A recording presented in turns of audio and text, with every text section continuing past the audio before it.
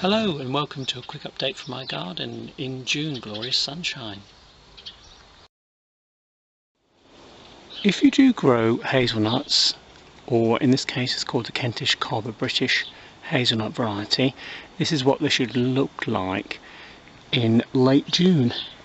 In August I'm going to have to carry out a process called brutting, where the side branches are bent over to encourage flowering, because the female flowers need to be encouraged to form, and the male flowers, of course, or the male part, are called catkins. Always nice to grow some rock roses, keeps things a little bit wild, as you can see. Pollinators love it. There's a bumblebee there. Ooh, skipping around in the sunshine. And these of course will make little rose hips. Oh, they're busy today in the sunshine. Here we have a nice little crop of anemones, can never say it right, quince, and I should be using these in winter as deodorants in the room. And also you can make yourself a wonderful Christmas drink. I've got the recipe on my channel. My other half's favourite soft fruit among the berries is definitely this one. These are white currants and harder to get hold of where I live, but it's just the flavour of them. The birds love the red currants and they tend to leave these alone. They're not so heavy cropping, but beautiful little crop there. My garden plum trees vary in cropping this year. There's a few, probably about 100 on this grafted tree on dwarf root.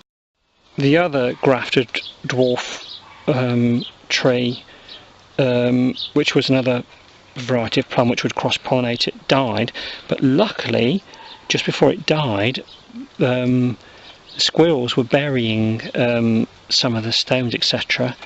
Of course they can crack open the plum stones to get out the seeds, and one of them forgot where it was buried, so I got myself a free tree. Of course this one's not on a dwarf rootstock, but there you go. Where there's life there's hope. So this was exactly the same as the one that's died, but with a little help from squirrels I'm getting a new tree, so squirrels aren't all bad. I cut my thornless blackberries back very hard, and they're only just flowering now in late June. They seem to come to crop a lot later than the thorn variety, the local variety. But ooh, someone's visiting. These red currants will probably be ready in about a week. The ones at the top here are getting more of a sunshine. Probably ready, but the other ones will give them another week. I bet I'll be beaten to these by the birds.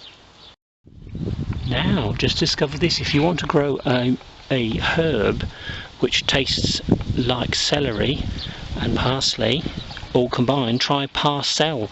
I found that slugs and the snails hate it, so my garden's infested with slugs and snails, but they've hated this and left it alone. Other things such as basil, sweet basil, I've had mixed results. I've done re-sowings. Re-sowings don't seem to work with me. This one here underneath here, this is protected. I'm not going to take the fleece off. This is the other basil, and on the other side of this is something called Good King Henry, which is an edible herb. Other side of that, my second year of growing these wild strawberries, wood strawberries. I got these from Morrison's. They cropped really heavily last year. I probably need to repot these, or take them down the allotment and give them a little home. Horseradish in the pot. It didn't work in the allotment, so I've grown it in a pot and fed it lots of liquid feed in a pot all to itself. Yum yum. This is my 100-day jacket potato challenge for allotmental. Planted it very end of April, so it's got a while to go yet. Back in February and January I tried some hardwood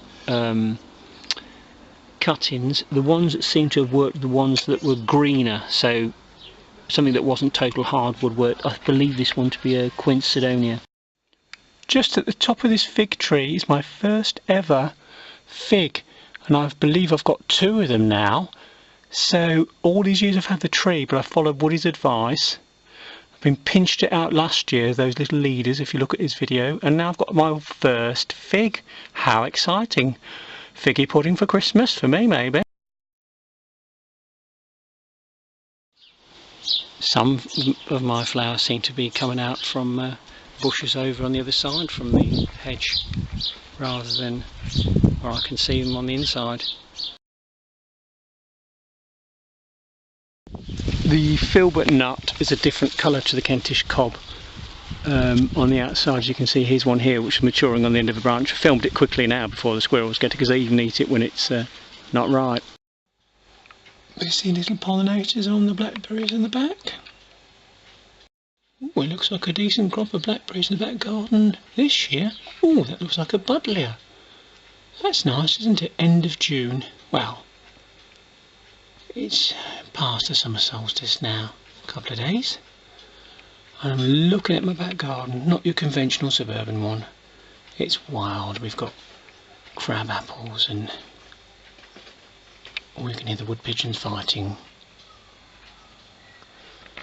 and frogs, etc. Oh, one of the strawberries I picked this year was a bit strange. Appears to be a double strawberry. There and there. I wonder which plant owned it then. How strange. Or did they sort of fuse together? Who knows? Answers on a postcard. The most successful of my cuttings that I took in February will probably be the softer wood ones, like the honeyberries, and obviously things like this black currant, red currants. The roses seem to work well, dog rose, and also as you can see, some of the rootstock cuttings, if they were green, work better. So what I've discovered is cuttings that are green work better in winter. Next year I'm going to try putting the cuttings directly into the ground rather than into compost. One advantage of having squirrels around is that if you've got hazelnuts and filberts, the hazelnut, the British species, the Kentish Cob, and filberts, they will bury the nuts. If you're quick enough, you'll get some of them for yourselves, but obviously the ones they don't find will often grow, and you get yourself a new bush. So here we have hazelnut all to myself, and I get dozens of these, so very useful to me as a backup for ones that get destroyed in the storms.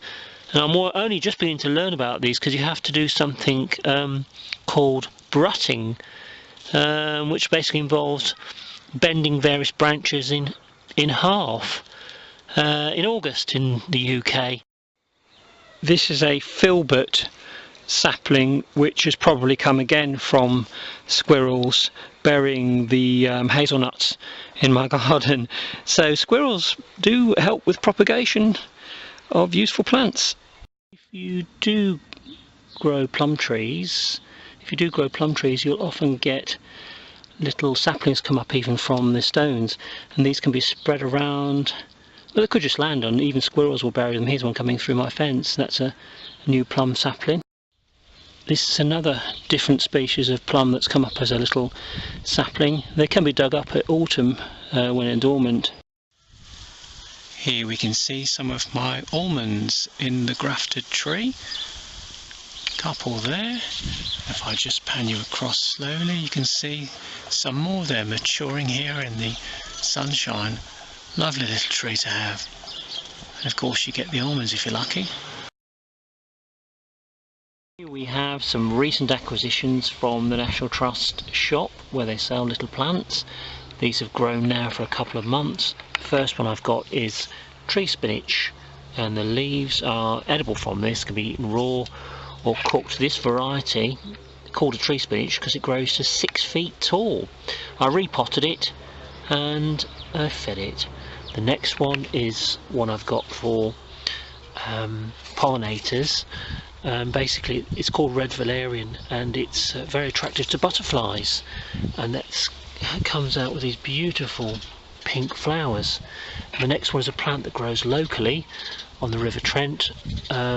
Cowslips and primroses, they grow wild near where I live, but this is a special one which they've got a license to sell at the National Trust, and this one will produce these yellow flowers. They had a lot of uses in ancient time anyway, these type of flowers, all sorts of things they were used for. But there you go, a nice acquisition to have for your garden, some quite wild things there. I've really enjoyed this year my cut and come again chives. I got these from Morrison's and last year, and they really have matured well. Well, that's about it from me for the time being. This is my red frills mustard, planted by seed on the 1st of May. We're now end of June, doing very well. The slugs and snails hate it, so it works a treat in my garden, because my garden's infested with slugs and snails. But that's why I also have a pond where my frogs can live and eat some of them for me.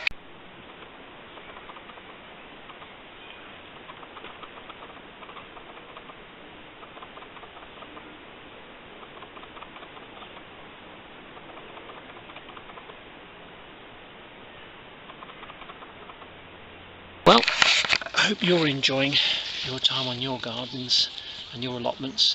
That was just a quick update from me. Bye for now, and I'll keep you updated with my gardening. Nice pink sunset just a couple of days after the longest day.